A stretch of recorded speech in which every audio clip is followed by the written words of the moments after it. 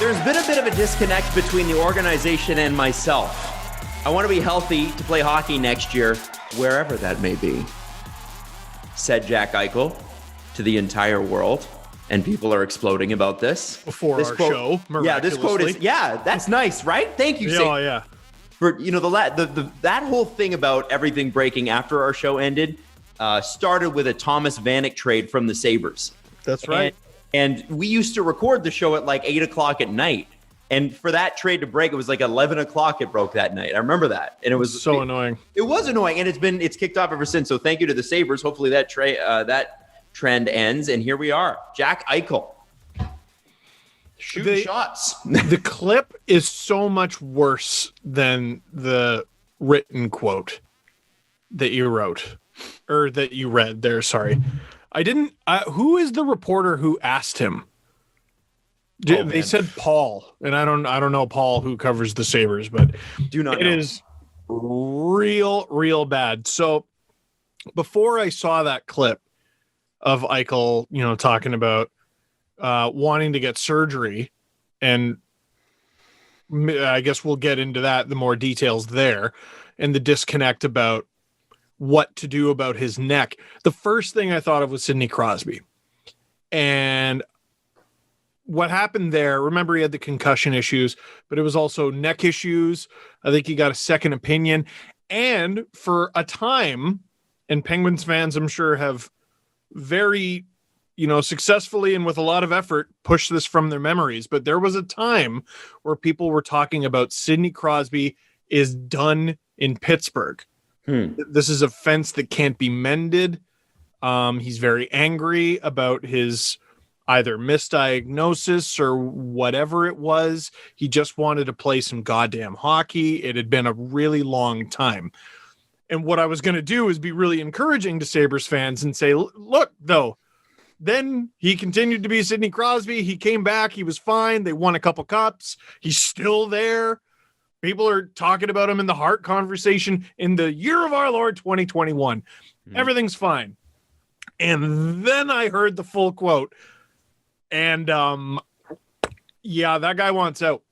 Yeah. This is not Crosby. I remember very briefly, and I think it was Bob McCowan who took heat for this. He basically goes, I'm hearing rumors that Crosby could be done in the National Hockey League. It was a huge deal about a decade ago. And but this sounds like a guy who is itching to get back to playing, wants surgery to make that happen, and doesn't want it to be in Buffalo. Wow. Do you want to play the Jack Eichel audio? Absolutely. It's horrible. All right. And the question was asked by Paul Hamilton. He's a Sabres reporter for WGR Sports Radio 550. Okay. Whatever your thought is on that, why don't you just do what you would like to do? It's your body. It's your decision with a doctor. Doesn't work like that, Paul. Is it because of a contract? Yeah, it doesn't work like that. I wish. I mean, yeah, you can't. I guess that's you hit the nail on the head there. You know what I mean? Yeah, that's it. I mean, obviously I'm under contract with this team, and they definitely hold a lot of cards on what I can and can't do. So that sounds horrible. Do you have a thought on that, Adam, or do you want to read for context? It's a herniated disc in his neck, and the Sabres apparently, or at least what he's inferring there, is that the Sabres won't let him get surgery, which he, as you can imagine, probably wants. And that is the only thing I wanted to add, just context. Now, there's a few things I want to say, but Steve, I know you want to take this. Go get on that. Well, just Friedge adding some, because people are like, why can't he simply just get the friggin' surgery? So about this, the CBA was amended last summer on second opinions. Now reads as follows. CBA 34.4 amended to add the following subsection. A player is entitled to obtain a second medical opinion from a physician of his choice who is not on the second medical opinion list and has not received advance approval from the club. The cost of such opinion shall be borne by the player. Upon the player's request, the club shall provide the player with all relevant medical information from the player's records to provide to the player's physician. The player shall provide all such relevant records to the player's physician. The club physician shall determine the diagnosis or course of treatment, including the timing thereof, after considering any report or other records received from the player's physician. Now, I don't know if that thread continued because he had the number /X. But like, am I misreading it? That like, it sounds like forget the surgery. It sounds like that you're not letting them get a second opinion. That's exactly what it sounds like. Yeah. Why is what I'm not understanding.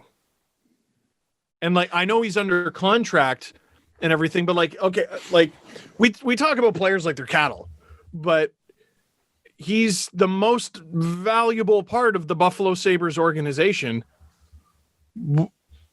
He needs to feel better. Help him feel better. It's like a Ferrari that's got a knock in its engine, and they're like, just play it out.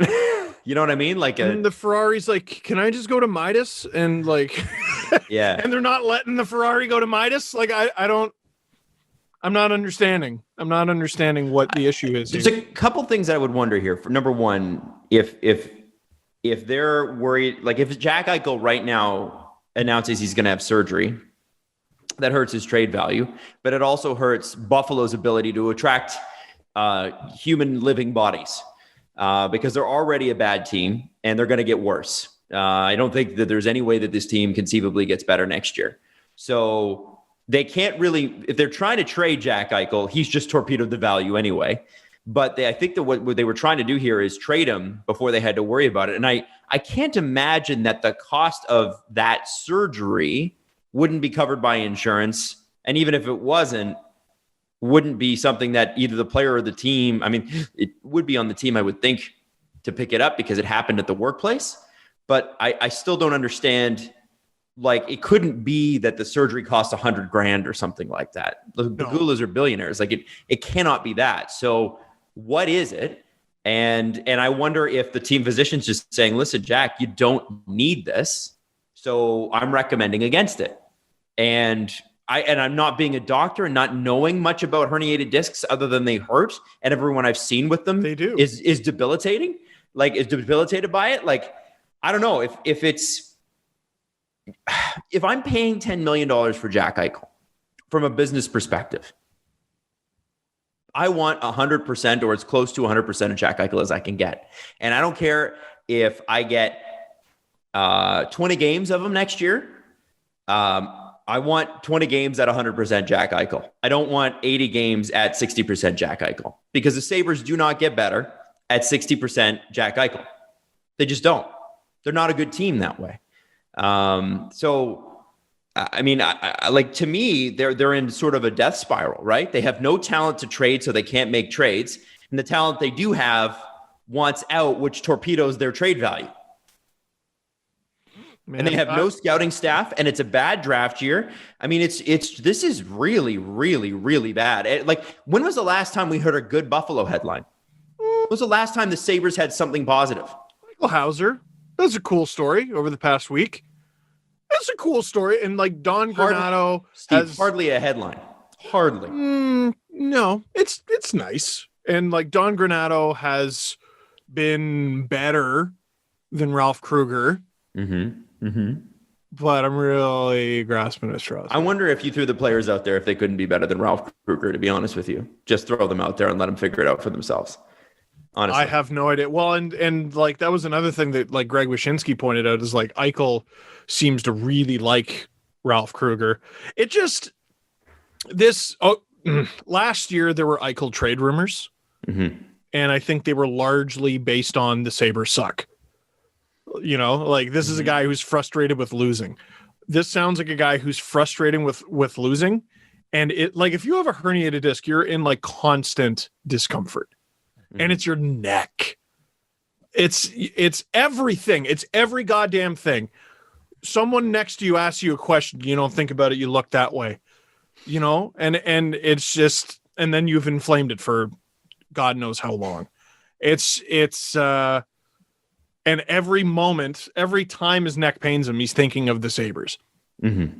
You know what I mean? I'm painting a picture here. Like I said, I'm not a doctor, but I think it sure sounds like he's very, very done. This does not.